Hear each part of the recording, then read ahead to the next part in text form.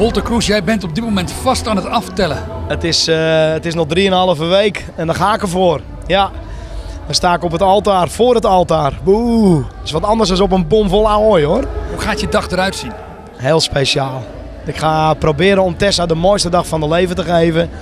En met alleen maar hele goede vrienden, heel veel familie en een warme dag. Ja, met feest. De avond wordt feest. Ja. Ik weet dat de top van Nederland komt optreden, alleen ik weet niet wie er gaat komen. Het is allemaal een verrassing voor me. Dat is het leuke als je in het vak zit en je bent bevriend met alle artiesten in Nederland.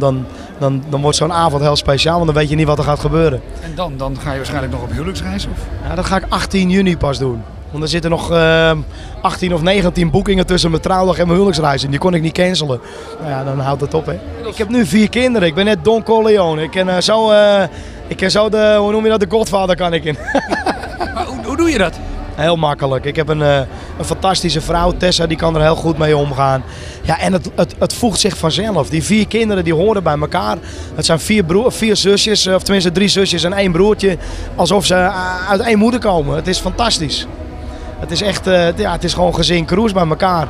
Ja, en die nemen elkaar toch wel op sleeptouw. Daar heb je helemaal geen last van. Tenzij ze gek worden.